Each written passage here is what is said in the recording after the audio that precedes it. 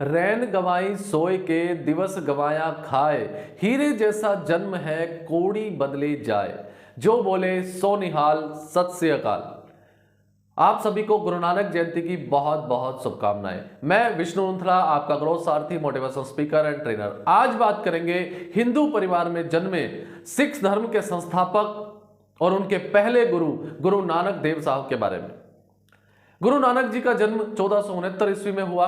उनके माता जी का नाम त्रिपता देवी जी और उनके पिताजी का नाम मेहता कालू जी था। उनका जन्म जब हुआ तो वो बहुत ही दिव्य पुरुष दिखाई देते थे। लोग उनको देख के एक चकित होते थे, उनको लगता था कि ये पुरुष नहीं महापुरुष है, ये बच्चा नहीं बहुत दिव्य बच्चा है।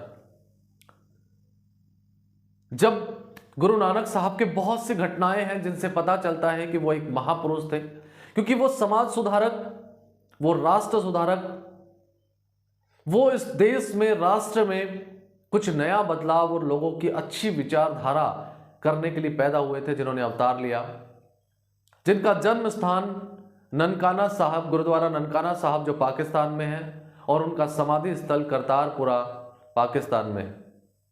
गुरु नानक साहब जब पहली 5 साल के हुए तो उनके पिताजी मेहता कालू जी ने उनको शिक्षा के लिए गुरु के पास भेजा। जब उन्होंने शिक्षा शुरू करी तो पहला शब्द स्लेट पे लिखा उन्होंने ओम। जब पहला शब्द उन्होंने ओम लिखा तो उनके जो गुरु थे, अध्यापक थे, वो समझ गए कि ये पुरुष नहीं महापुरुष है, ये तो एक दिव्य बच्चा है। इसे मैं क्या पढ़ा सकता हूं, मैं क्या शिक्षा देता हूं, ये तो राष्ट्र को, समाज को, पूरे संसार को शिक्षा देंगे, पूरे संसार को चकित करेंगे। अध्यापक गुरु सीधे उनके पिताजी मेहता कालू के पास जाते और कहते हैं कि आपका पुत्र एक पुत्र नहीं महापुरुष है, एक दिव्य पुरुष है, ये पूरे संसार को उजाला देंगे, संसार को एक नया विचार सिखाएंगे। मेहता कालू जी ने इसको बड़ा आम समझा, ज्यादा वो नहीं किया, विश्वास नहीं किया और नॉर्मल जिंदगी चलती रही। कुछ समय के बाद उनका पढ़ाई में मन कम लगता था और साधु संत, भगवत प्राप्ति, धार्मिक ऐसी बातों में मन ज्यादा लगता था। ऐसे सवाल ही वो अपना अध्यापक से करते थे, धर्म के बारे में, भगवत प्राप्ति के बारे में, गुरु संतों के बारे में, जिनका जवाब उनके अध्यापक जी के पास भी नहीं होता था। एक बार नानक साहब जब थोड़े बड़े हुए तो उनके पिताजी ने उनको व्यापार करने की सलाह दी और कुछ धनराशि, कुछ पैसे दिए और कहा इस पैसे से आप व्यापार करिए। गुरु नानक साहब गए और वो सारी धनराशि, सारे पैसे संतों में, गुरुओं में, उनकी सेवा में लगा दिया और लौट के आ गए। उनके पिताजी मेहता कालू जी को गुस्सा आया, उन्होंने डांटा, लेकिन लोगों ने कहा कि ये बहुत अच्छे विचार हैं जो इनका संतों में, धार्मिक बातों में, भगवत प्राप्ति में मन लगता है। 16 वर्ष की आयु में उनका विवाह हुआ सुलखनी जी के साथ। उसके बाद उनके 2 पुत्र हुए जो श्रीचंद और लक्ष्मीचंद।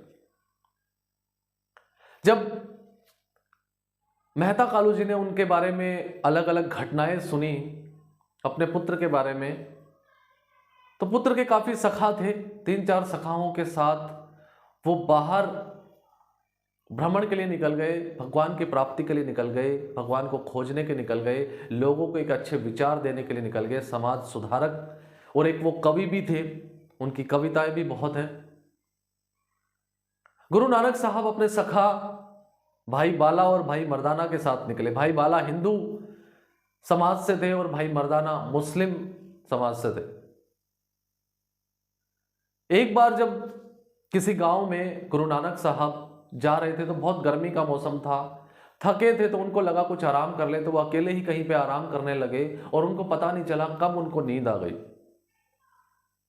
और इसी बीच जब वो थके थे तो उनके ऊपर धूप आ गई थी, तो एक बहुत बड़े काले सर्प ने उनको फन ऊपर करके और उनको छांव दिया।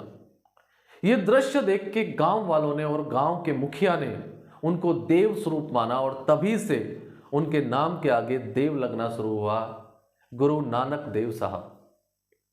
गुरु नानक साहब के 3 सिद्धांत, जो उन्होंने तीनों सिद्धांत आज भी काम आते हैं, और जिस जिस पुरुष ने उस सिद्धांत को काम में लिया उसके जीवन में हमेशा खुशियां और शांति और आनंद रहा। सबसे पहला सिद्धांत है उनका नाम जप करना। आप जिस भी परमात्मा का नाम है उनका जप कर रहे हैं, लगातार आप नाम जप कीजिए, जप का मंत्र कीजिए। दूसरा जो सिद्धांत था वो था ध्यान के द्वारा भगवान को प्राप्त करना, भगवान का ध्यान करना, यानी मेडिटेशन करना। मेडिटेशन भगवान प्राप्ति, भगवान का दर्शन करना। तीसरा बहुत इंपॉर्टेंट है, ईमानदारी से लोगों की सेवा करना और अपना जीविकोपार्जन करना। ये तीनों सिद्धांत आज भी हमारे जीवन में अगर आप लागू करते हैं तो आपको जिंदगी में परेशानी और क्राइसिस कभी नहीं झेलना पड़ता। गुरु नानक साहब ने एक परंपरा चलाई जो आज आप हर गुरुद्वारे में देखते हैं। वो परंपरा थी पहले पंगत फिर संगत। ना ऊंच ना नीच, ना गरीब ना अमीर, चाहे वो सिख हो या गैर सिख हो, सभी एक ही पंगत में लंगर पाएंगे, प्रसाद पाएंगे। ऐसा एक बार की घटना है, जब एक राजा उनसे मिलने आए तो राजा बहुत हाथी घोड़े पूरे अस्तबल के साथ आए।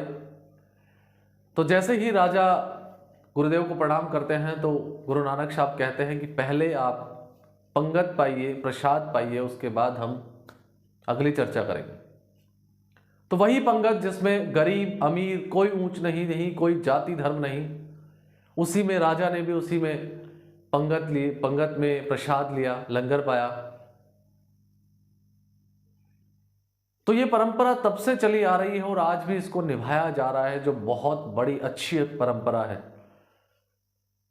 हर गुरुद्वारे में लंगर चलता है और सभी लोग लंगर पाते हैं, प्रसाद पाते हैं। गुरु नानक साहब के जीवन में काफी घटनाएं रही। एक घटना मैं आपको बताता हूं, बड़े ध्यान से सुनिए। उनके सखा भाई मर्दाना जो मुस्लिम जाति थे, उन्होंने इच्छा जताई कि मुझे मक्का जाना है, मक्का के दर्शन करने हैं। तो गुरुदेव भी साथ में निकले कि ठीक है, चलो हम भी मक्का के दर्शन करते हैं। तो चले गए गुरुदेव और उनके सखा, उनके जो शिष्य रहे मर्दाना जी।